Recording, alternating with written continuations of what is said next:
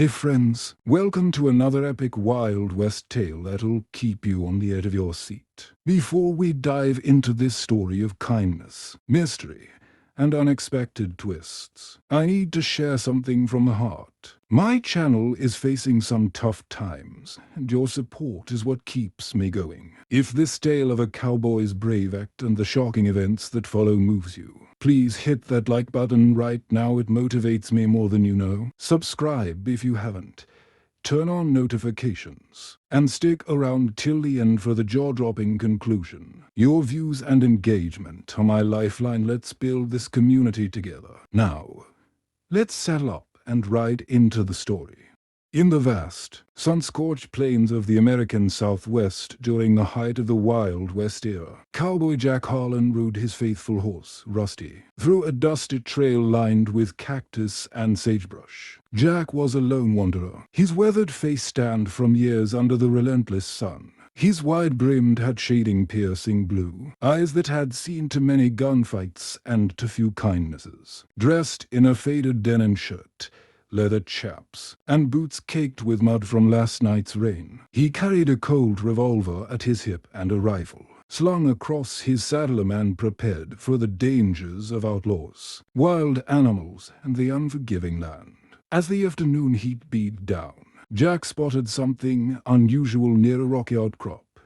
A small native child, no more than 8 years old, collapsed in the dirt, his body emaciated from starvation, his traditional buckskin clothing torn and dirty, his dark hair matted with sweat. The child's tribe, likely Apache from the nearby reservation, had been hit hard by a harsh winter and encroaching settlers, leaving many to fend for themselves. Jack dismounted quickly, his boots kicking up dust as he approached, his heart clenching at the sight, the boy's ribs visible, his breathing shallow, his brown eyes fluttering open with fear. "Easy there, little fella," Jack said softly, kneeling down, his voice rough but gentle, pulling a canteen from his saddlebag and offering water, the liquid spilling slightly as the boy drank greedily. Jack knew the risks natives and cowboys often clashed in these parts, with old grudges running deep. But he couldn't leave a child to die. He shared his jerky and biscuits, the boy eating hungrily, his small hands trembling. As the sun dipped lower, Jack lifted the child onto Rusty, wrapping him in his blanket, and rode toward his barn on the outskirts of a small town called Dustville. The structure, a sturdy wooden building with hay bales stacked inside, tools hanging on the walls, and a corral for horses nearby. The barn was Jack's home, simple and solitary, with a loft for sleeping and a stove for cooking. He laid the boy down on a bed of hay, feeding him more, the child's strength returning slowly, his eyes now filled with gratitude instead of fear. Jack sat by the fire he built, the flames crackling, wondering about the boy's family. Were they searching for him, or had tragedy struck? The night deepened, the stars emerging above the barn's roof, the mystery of the child's origins hanging in the air like smoke. Little did Jack know, his act of compassion would set off a chain of events that would change his life forever. The boy slept peacefully, his breathing steady, while Jack kept watch, his rifle close, the Wild West's dangers ever present. What would tomorrow bring, and how would this small kindness ripple outward? The barn's doors creaked in the wind, the scene a mix of serenity and suspense, the cowboy's decision a spark in the darkness. As Jack pondered, the boy murmured in his sleep, words in Apache that Jack didn't understand, adding to the enigma. The story was just beginning, the Wild West full of surprises, and Jack's simple act would soon summon forces he couldn't imagine.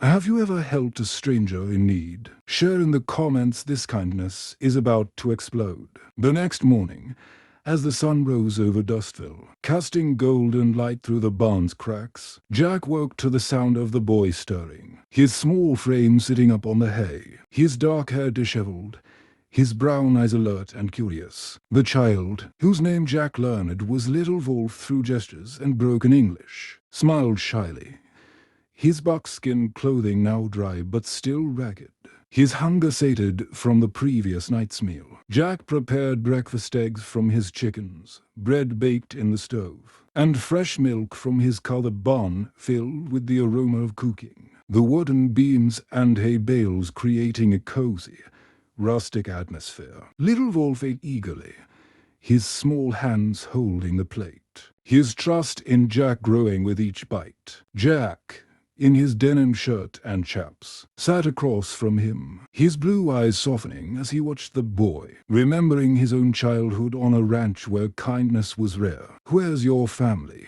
son?" Jack asked gently, mimicking family with hand signals. The boy pointing toward the distant mountains, his face clouding with sadness. The Wild West was a place of conflict between settlers and native tribes, with raids and misunderstandings common. But Jack had always believed in live and let live, his revolver more for protection than aggression. As they finished, Jack heard a low rumble outside, the sound of hooves. Many hooves, approaching the barn. He grabbed his rifle, peering through a crack in the door, his heart pounding as he saw them. 200 Apache warriors, lined up in a formidable row, their horses stamping the ground, their traditional feathers and beads glistening in the sun, their faces painted for what looked like war. The leader, a tall warrior with a stern expression, sat on a painted horse, his spear raised. The group perceived buckskin and bows. Jack's mind raced. Was this an attack or something else? He stepped out, rifle lowered but ready, the barn behind him a symbol of his solitary life. The warriors didn't advance, their eyes on the door as Little Wolf emerged, his face lighting up with joy. "Grandfather," he cried in his language, running to the leader, who dismounted and embraced him, the tension breaking like the dawn. The warriors dismounted too, their horses calming, the scene shifting from threat to relief. Jack stood frozen, the rifle heavy in his hands, the mystery unfolding as the leader approached, his voice deep and grateful. "You saved my grandson," he said in broken English, his scar from battles visible on his cheek, his feathered headdress swaying. Jack nodded, his voice steady.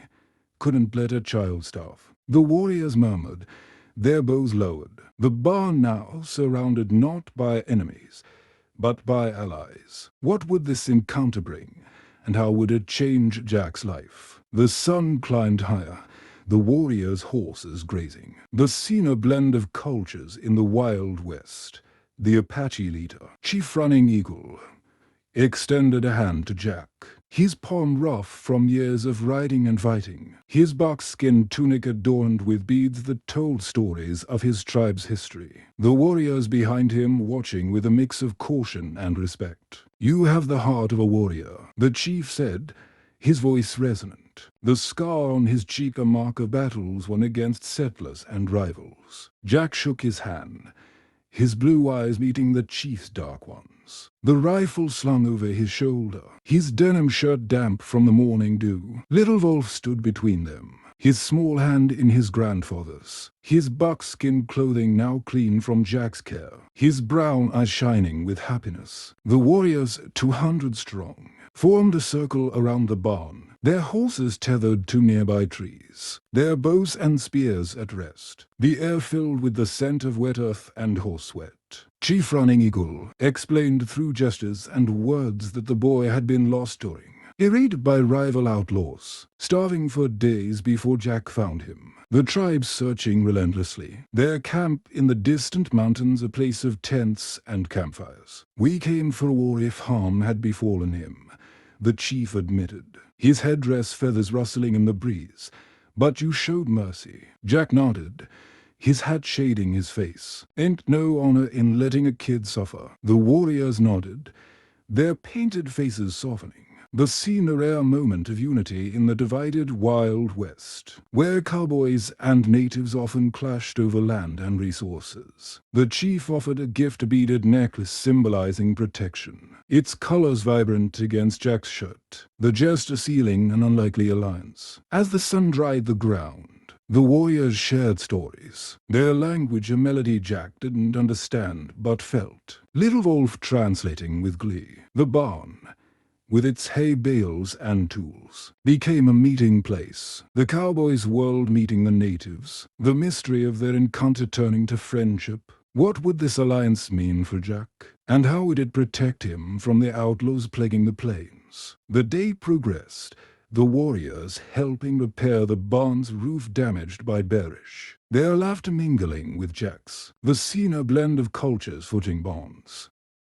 As the warriors prepared to leave, Chief Running Eagle pulled Jack aside, his spear in hand, his buckskin tunic shifting as he spoke of the outlaws who had raided their camp. The same men terrorizing Dustville's ranches. Their leader, a notorious bandit named Red Hawk, known for his red feather and ruthless raids. "They come for you next," the chief warned, his scar catching the light, his dark eyes serious. Jack nodded, his revolver at his hip, his denim shirt rolled up for work. The barn behind him now reinforced by the warrior's hands. Little Wolf hugged Jack goodbye, his small arms tight, his brown eyes tearful. The buckskin clothing now mended by Jack's needle. The 200 warriors mounted their horses, a sea of feathers and bows, their departure a thunder of hooves, the ground shaking as they rode toward the mountains. The scene a powerful display of unity in the Wild West.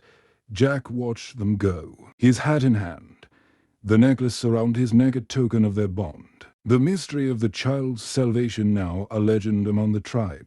The town buzzed with news of the warrior's visit. Folks whispering about the cowboy who saved a native boy and earned a tribe's respect, Jack's reputation growing, the barn a symbol of his kindness. But the outlaws loomed, their threat real, the plains full of dangers like rattlesnakes and rustlers. Jack prepared, his rifle oiled, his horse rusty saddled, the night falling quiet, the stars a blanket over the land. What would the outlaws bring, and how would the tribe's alliance help? The mystery deepened.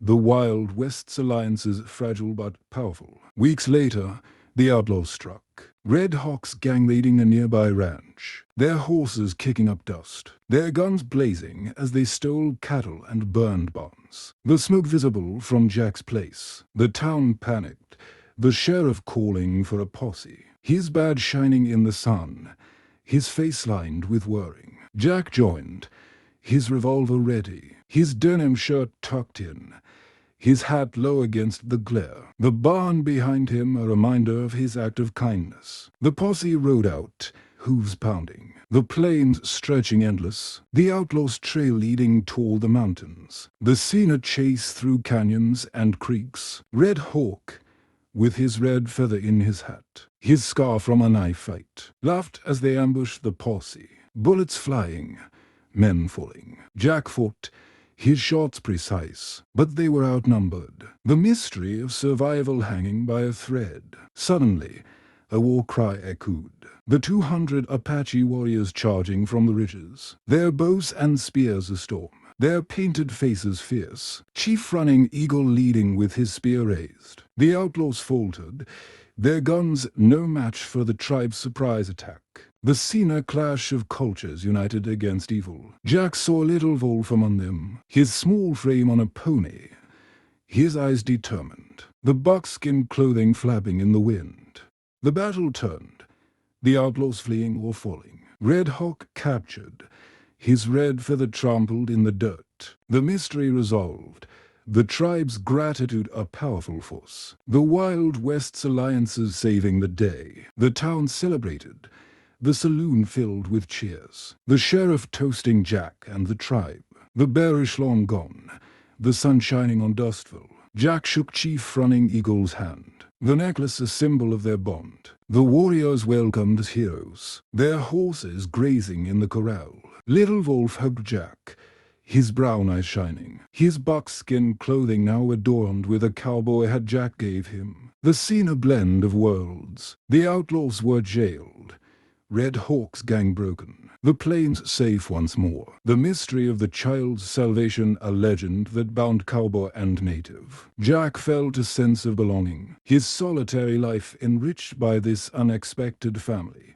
The barn a place of peace. The story continued, the Wild West full of adventures, the Alliance a beacon of hope. Years passed, the Alliance strengthening, cowboys and natives trading, sharing knowledge, the town thriving. The barn expanded into a ranch, Jack's life full. Little Wolf grew, his friendship with Jack enduring. The warriors visiting often, the mystery of their first meeting a fond memory. The Wild West changed, but kindness endured.